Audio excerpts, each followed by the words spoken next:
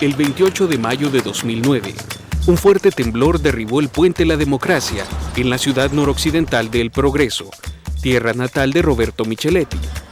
El 28 de junio del mismo año, un fuerte sismo político derrocaría al presidente constitucional de la República, Manuel Zelaya, que es secuestrado en su casa por militares y llevado por la fuerza hacia Costa Rica, al buen estilo golpista de los años 80.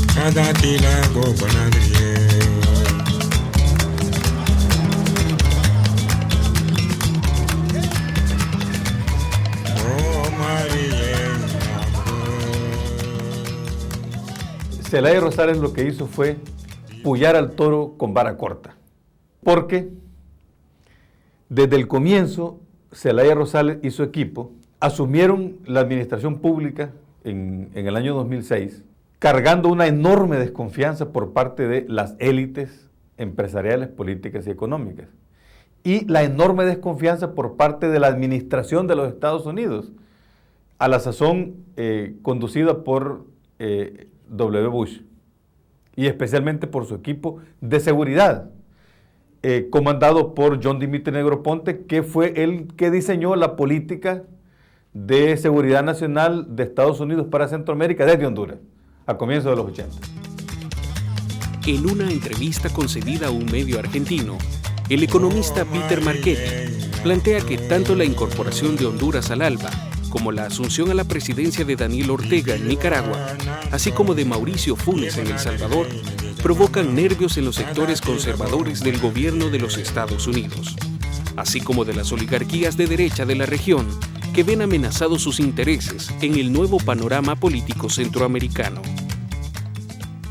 A partir del segundo año, ¿qué hizo Zelaya Rosales y su equipo?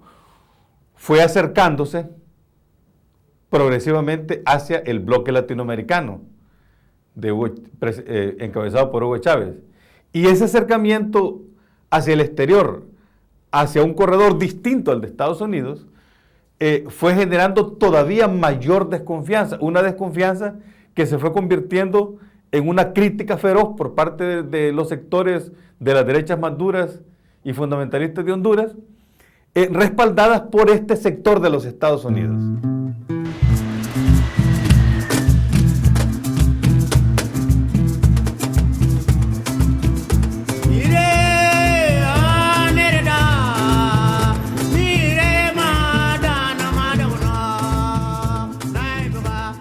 El tema de la participación ciudadana es un tema que no les gusta mucho, el tema del aumento salarial que Zelaya hizo poco antes del golpe, el tema de fomentar mucho la idea de que la gente tiene derechos, ¿verdad? Y que la riqueza debe ser compartida por los ricos. Este tipo de cosas fueron generando en la oligarquía hondureña una serie de malestares contra Zelaya.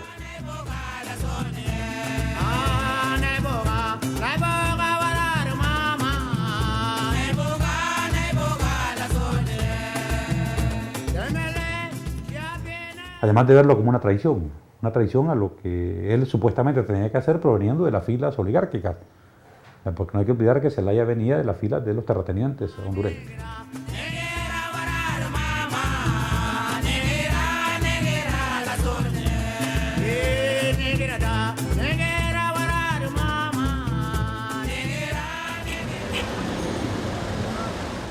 El presidente Zelaya pues es una figura con alto poder de convocatoria en este país, ¿no?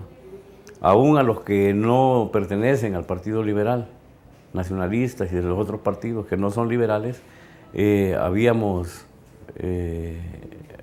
visto en el presidente Zelaya pues, y en su política un instrumento que venía a responder pues, a una serie de necesidades postergadas en este pueblo. Para el primer trimestre del año 2009, estos sectores de las élites empresariales, políticas y militares lograron aislar al equipo de Zelaya Rosales, controlando la Corte Suprema de Justicia en enero, controlando el Ministerio Público en febrero y controlando de manera absoluta el Partido Liberal, quitándole, por ejemplo, la presidencia a Patricia Rodas, considerada la ideóloga y conductora del equipo de Zelaya Rosales, y expulsando prácticamente a todos los miembros del equipo de Zelaya Rosales de la conducción del Consejo Central Ejecutivo del Partido Liberal. En abril de 2009, se puede decir que estaban todas las condiciones creadas para dar el golpe de Estado.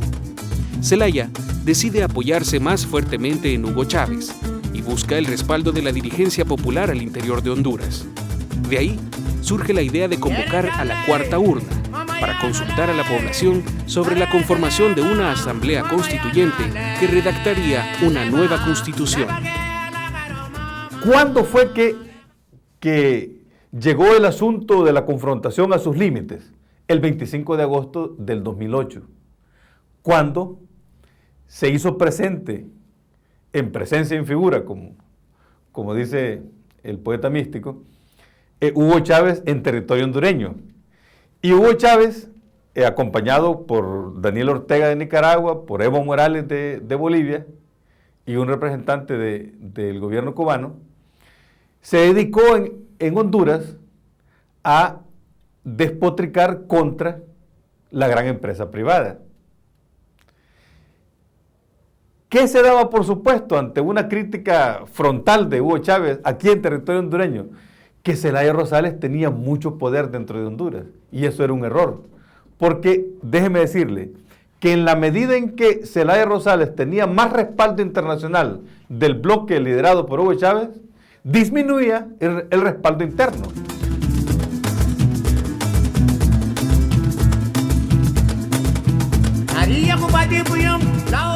Esa redacción de una nueva constitución fue entendida por las élites empresariales, políticas y militares como la estratagema de Zelaya Rosales y su equipo, y detrás a Hugo Chávez, para perpetuar a este equipo en el gobierno, independientemente de que se reeligiera Zelaya Rosales u otro de su equipo, porque solamente prolongando su presencia podían así entonces garantizar los compromisos que ya habían firmado con la Alianza Bolivariana para las Américas.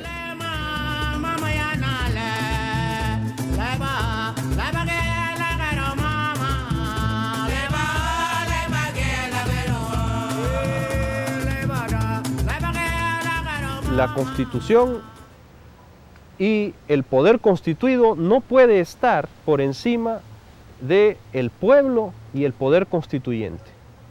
¿Qué quiero decir? Que es el pueblo el soberano. Por lo tanto, cuando una constitución no funciona, debe cambiarse. Marchetti asegura que Centroamérica ha sido siempre más conservadora que Suramérica.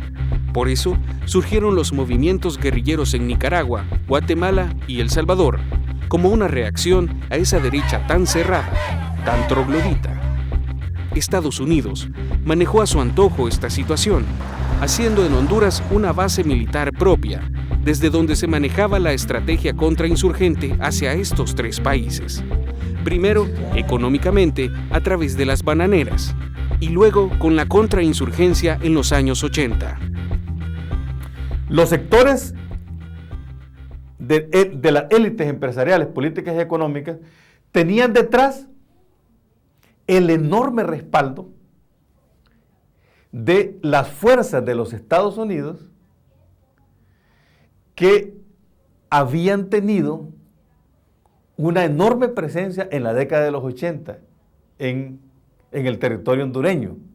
Una cosa es Obama y la gente más cercana a él del Partido Demócrata, y otra cosa es los funcionarios, muchos funcionarios que vienen en el Estado norteamericano desde los gobiernos de Reagan, de Bush, que se han venido enquistando en el poder del Estado y tienen su propia política. Y muchos de ellos están enquistados en la política exterior.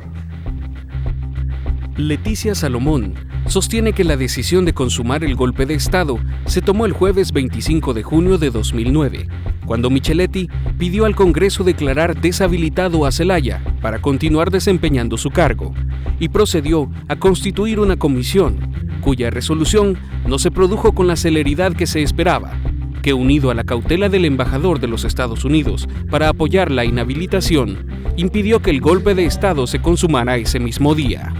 Lo que buscaban era crear en Honduras una barrera de contención para desde Honduras impulsar el proceso de debilitamiento del proyecto de Hugo Chávez.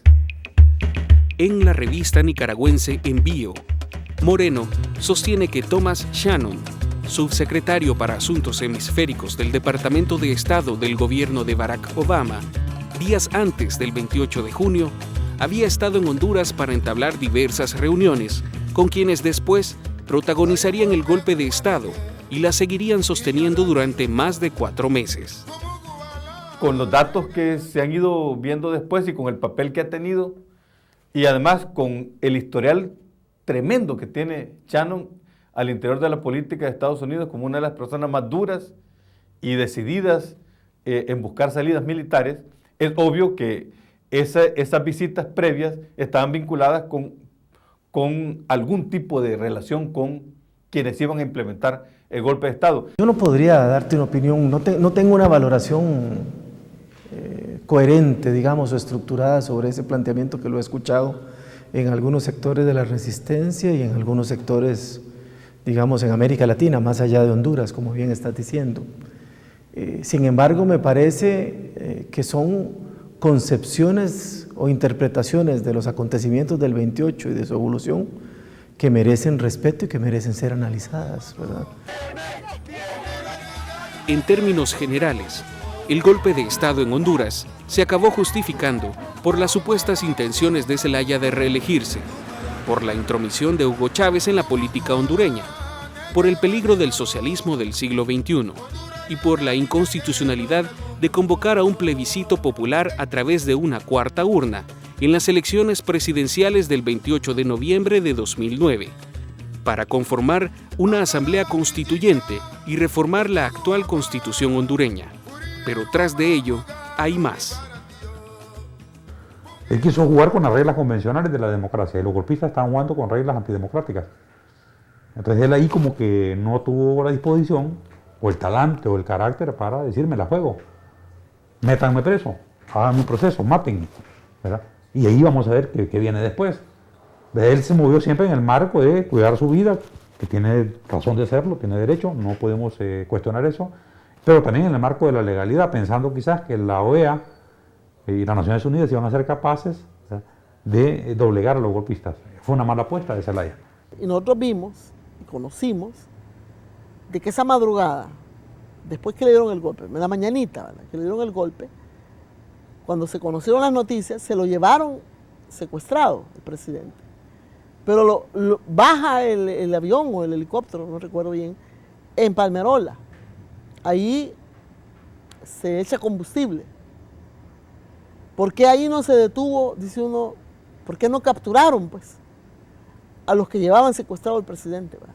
Sino que le dan combustible y se va para Costa Rica. Y en Costa Rica, ¿por qué no capturaron a los secuestradores del presidente? Sino que, ¿cómo no aquí lo recibimos? ¿Y por qué esa gente impunemente se va de regreso?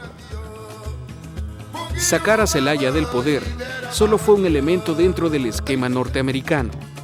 Algunos analistas definen esto como un golpe de Estado en construcción, de largo alcance, aún no acabado y que tendría 3 momentos puntuales. Una vez que se da el golpe, Zelaya Rosales vuelve su mirada hacia Estados Unidos. Hillary Clinton, en lugar de proponer una negociación inmediata entre Estados Unidos, Zelaya Rosales y los golpistas internos, traslada la papa caliente hacia Centroamérica y le pasa la bola a el presidente de Costa Rica, Oscar Arias. Se intentó tener una postura sobre el golpe en Honduras por parte del encargado de negocios del gobierno de los Estados Unidos en El Salvador, Robert Blau, pero la encargada de comunicaciones nos dijo que ya se había recibido la solicitud pero todavía no tenían respuesta. Pero en un caso hipotético, si se adhiriera al ALBA, El Salvador sería un peligro para los intereses de Estados Unidos. Es una decisión soberana de El Salvador, ser o no ser un miembro de un grupo como ALBA. ¿Usted la respetaría en caso de que ellos...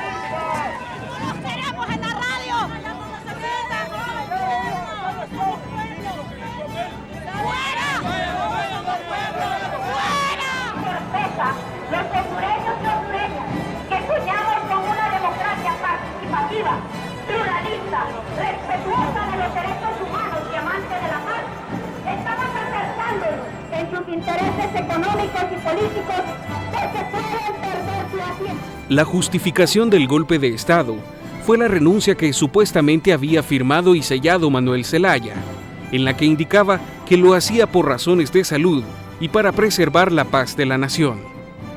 La carta presentaba fecha de jueves 25 de junio, día en que se había planificado el golpe de Estado como producto de las conversaciones entre Micheletti y el general Romeo Vázquez, en la cual esperaban inhabilitar al presidente de la República. Pero antes del 28 poca gente pensaba que podía darse un golpe de Estado. Ahora ustedes en El Salvador, los hermanos guatemaltecos, los hermanos nicaragüenses ya saben que el imperialismo no abandona la estrategia de golpe de Estado con una nueva modalidad y por lo tanto deben prepararse para evitar que también ocurra. Según el boletín Amecate Corto, los políticos hondureños no consideran que se haya realizado un golpe de Estado porque supuestamente siguen existiendo los tres poderes del Estado. No se ha roto el orden constitucional y no son militares los que están al frente de las instituciones gubernamentales. Con el golpe de Estado algo quedó patente: el colapso del modelo político bipartidista que a lo largo de cerca de 3 décadas ha venido definiéndose en Honduras como un cogobierno entre los liberales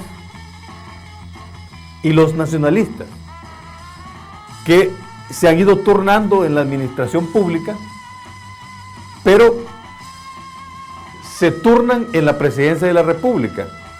No es ninguna diferencia, sino que solamente se alternan y se distribuyen los poderes.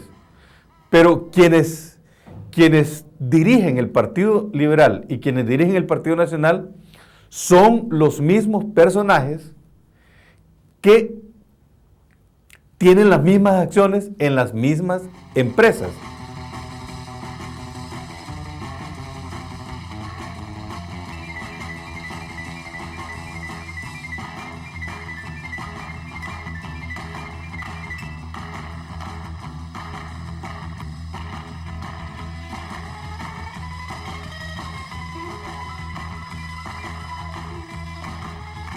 En una ocasión, un alto dirigente de un partido político, un máximo dirigente de un partido político, me dijo lo siguiente: miren, me dice,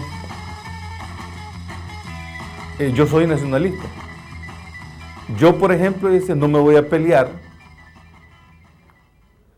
con un dirigente del Partido Liberal, porque con ese dirigente estoy profundamente unido en acciones comunes en la banca, en el comercio, en la industria textil, en la industria de la energía.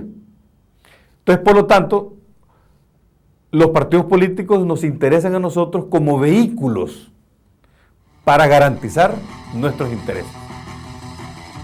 Ni el presidente Arias, ni Miguel Insulza, ni ningún organismo internacional lograron disuadir al nombrado presidente de facto, Roberto Micheletti, de restituir a Mel Zelaya en el poder, a pesar de instalarse un proceso de diálogo entre las partes debido a la presión internacional.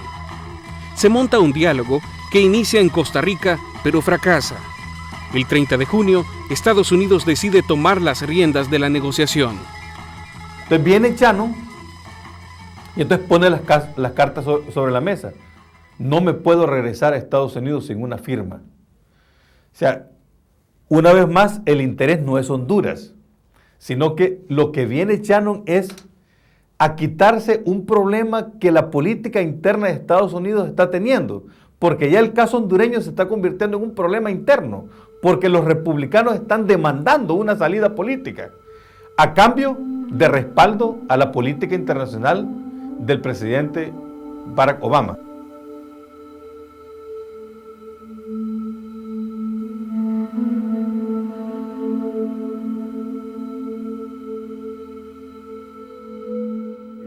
En menos de 24 horas, logra, no sabemos con qué artificios, logra que los representantes, los delegados del presidente Manuel Zelaya Rosales, firmen dócilmente unos acuerdos que a todas luces era obvio que eran el resultado de unos sectores golpistas que insertaban esos acuerdos dentro del plan del golpe de Estado en construcción, porque dejan la decisión de la restitución de Zelaya Rosales a un Congreso que es el mismo que lo había destituido y es el mismo que está respondiendo a las decisiones de las élites empresariales, políticas y militares.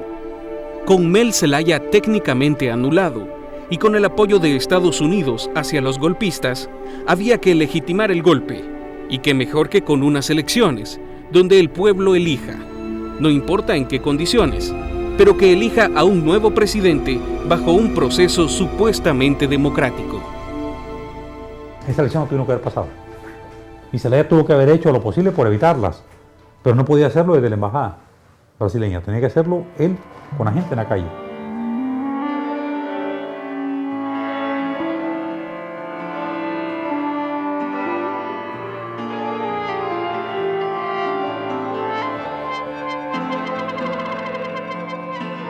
Pero desde la óptica de muchos países que la gente ha votado por ese presidente ya lo legitima. Y a medida que el tiempo pase, esto se va a consolidar a nivel regional, a nivel internacional.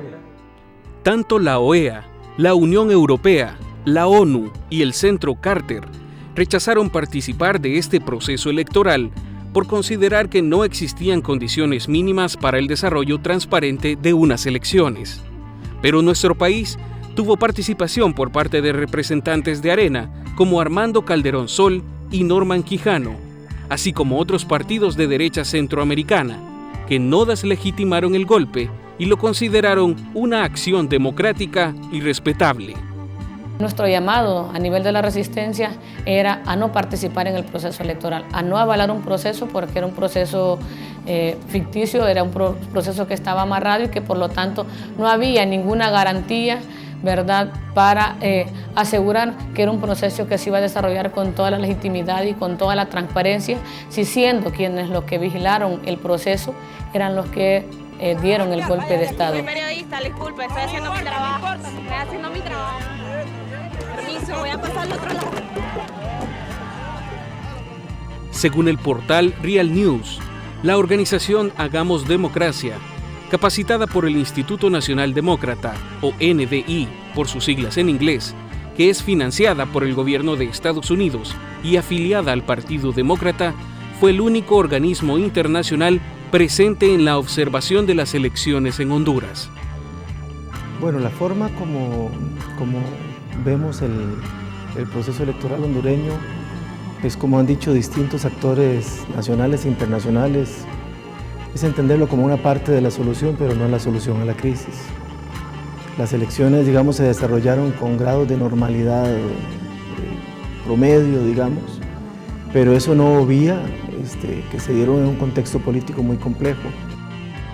Sin ser una misión oficial, sí entregó un informe preliminar de las actividades del proceso electoral, señalándolas de pacíficas y ordenadas, a pesar de los ataques de militares hacia manifestantes en San Pedro Sula, frente a representantes de NDI.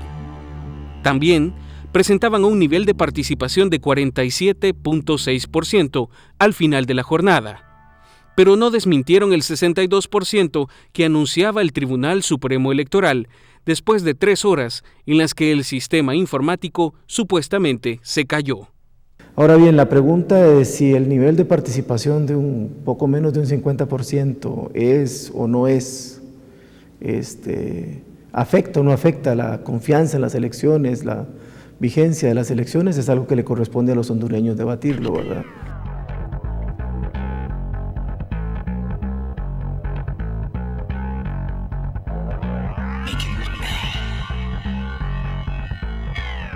La primera etapa tiene 3 pasos.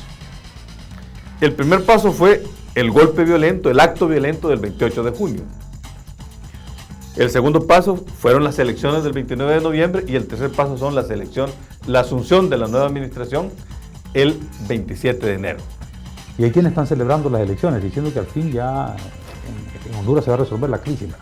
Entonces también se ha leído mal las elecciones como, no como la culminación del golpe, sino como una cosa distinta, además, ¿verdad? Donde también se ve la flaqueza del análisis y la incapacidad de leer las cosas sistémicamente, con incapacidad de conectar el golpe con las elecciones. Para la resistencia no hay ninguna otra alternativa más que continuar la lucha por conquistar la convocatoria de una Asamblea Nacional Constituyente desde la perspectiva del pueblo hondureño, no cualquier Asamblea Nacional Constituyente, porque también en los sectores dominantes se empieza a hablar de una Asamblea Constituyente, se empieza a hablar de reformas incluso constitucionales, pero reformas constitucionales nada más decorativas. Nosotros pretendemos no una simple reforma constitucional, sino una nueva Constitución de la República que responda a las aspiraciones de este pueblo que por centurias han venido siendo negadas. En El Salvador nos quedamos en una ambigüedad en la cual pareciera que, como vos decís, eso pasaba en un lugar muy remoto de la tierra, ¿verdad? No hay nomás, ¿verdad? No con fuerzas armadas que se parecen mucho a las nuestras, no con élites mediáticas que se parecen mucho a las nuestras, no con grupos empresariales que se parecen mucho a los nuestros, ¿verdad? No con una cultura política muy parecida a la nuestra. En El Salvador, el hecho de que el FMLN intentó ayudar a reingresar al presidente constitucional de Honduras, Manuel Zelaya, a su país después del golpe, fue motivo de discusión en los medios, porque los partidos de derecha consideraban que el presidente Funes debía mantenerse al margen del conflicto y no respaldar ni al FMLN en su acción, ni al presidente depuesto.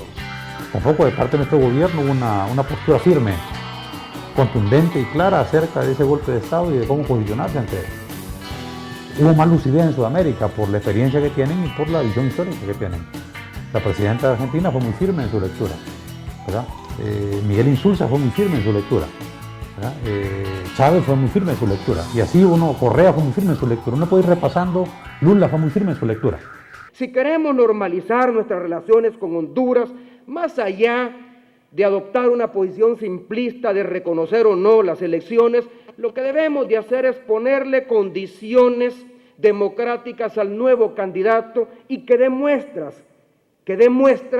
de que la situación en Honduras puede normalizarse, que se puede reconstruir su institucionalidad democrática, y esta pasa por el restablecimiento de los derechos constitucionales del presidente Manuel Zelaya. Funes trata de posicionarse como alguien de izquierda, entre comillas, democrática, renovada o algo así, ¿no?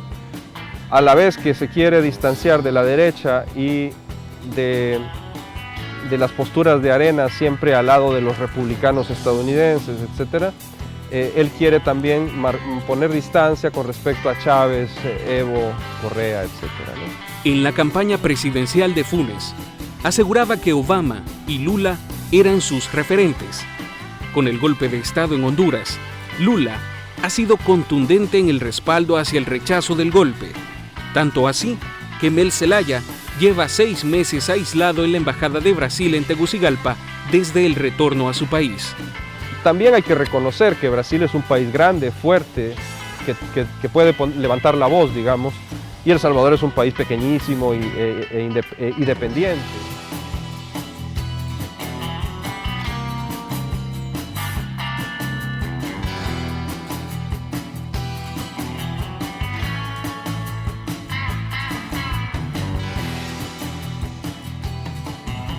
Yo no creo que sea necesario tener siempre esa postura de servilismo y un poco como hasta canallesca, ¿no?, con los Estados Unidos, de vamos a ver qué es lo que ellos dicen, no vaya a ser que los molestemos. Yo no creo que eso sea aquello que los salvadoreños queremos. Yo creo que eso también tiene que cambiar, ¿no? Funes, al plegarse al movimiento hecho por Clinton y Arias, Alan García, etc., también estratégicamente es incorrecto a mi juicio, porque está en cierta forma avalando un movimiento que se ha dado en Honduras, que yo no digo que se vaya a repetir exactamente aquí o podría repetirse de la misma forma, pero bueno, es una posibilidad.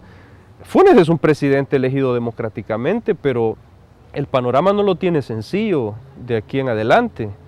Le conviene a un presidente ser claro de que no se va a aceptar golpes de Estado porque se lo pueden dar a él. O sea, eso es evidente. Los diseños institucionales no garantizan, por ser democráticos, necesariamente la existencia de sociedades democráticas.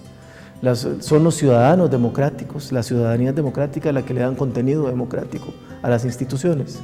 Y es la existencia de una cultura democrática lo que puede ayudar en mejor medida a preservar y proteger las instituciones democráticas de las tentaciones autoritarias que posiblemente estén presentes en muchas de nuestras sociedades.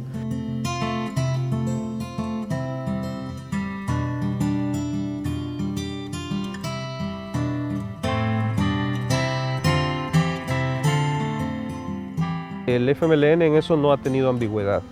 Ahora, el presidente Funes, me imagino que sus asesores y también el canciller Hugo Martínez han mostrado una postura que ha oscilado, ha sido ambigua, ha sido, por ejemplo, ¿cómo podría decir?, aceptable en el inicio. La postura más débil, si lo vemos desde una perspectiva estratégica de largo plazo, no es la del FMLN, sino la de Funes, ¿sí? El que más arriesga es él, porque él sabe, yo creo que sus asesores también, que su futuro político sin el FMLN es bastante precario, ¿no? Además, y este es un punto definitivo en nuestro gobierno, no vamos a ingresar al ALBA y ni siquiera lo estamos considerando. Tenemos ya un lugar de pertenencia como nación y debemos trabajar para institucionalizarlo y fortalecerlo cada vez más. Pero por otro lado, no olvidemos que para el FMLN y para Funes, mantener una distancia aceptable es sano. Si el partido se fusiona con Funes y se pliega totalmente a él, un descalabro de Funes arrastra al partido. En cambio, si se mantiene esa distancia con respecto de Funes por parte del partido, entonces cualquier problema de Funes, un resbalón de Funes, no va a arrastrar totalmente al partido. Que un gobierno que quiera cambiar las cosas en un país latinoamericano o centroamericano necesita forzosamente respaldo popular, ¿verdad?, en todos los momentos de los procesos. Si un gobierno se aísla, ¿verdad?, de la gente, ¿verdad?, no puede asegurar que los cambios vayan a tener un final feliz. Que la amenaza golpista está siempre presente en sociedades donde el estamento militar, las élites de poder, los medios de comunicación no están dispuestos a ceder cuotas importantes de poder que favorezcan a los sectores populares. El cuarto, que Estados Unidos es una potencia importante y que muchas de las cosas que se hagan en los países centroamericanos dependen o están condicionadas por lo que Estados Unidos quiera. En ese sentido tiene razón Funes. Hay que dar la razón, no puedes obviar a Estados Unidos, pero no puedes plegarte a Estados Unidos, tenés que buscar, quinta cosa, otras alianzas. Tenés que buscar otras salidas, tenés que tener otros apoyos. Sudamérica es un bastión importante para América Latina. No puedes cerrarte a Sudamérica, ni a Venezuela, ni a Brasil, ni a Bolivia, ni a Ecuador, ni a Argentina. Si tu elección es nada más Estados Unidos, los cauces por los que vas a seguir son los que Estados Unidos te impongan. Entonces yo creo que se sacan bastantes lecciones importantes y tomar en cuenta lo último, que los golpes no son cosas del pasado.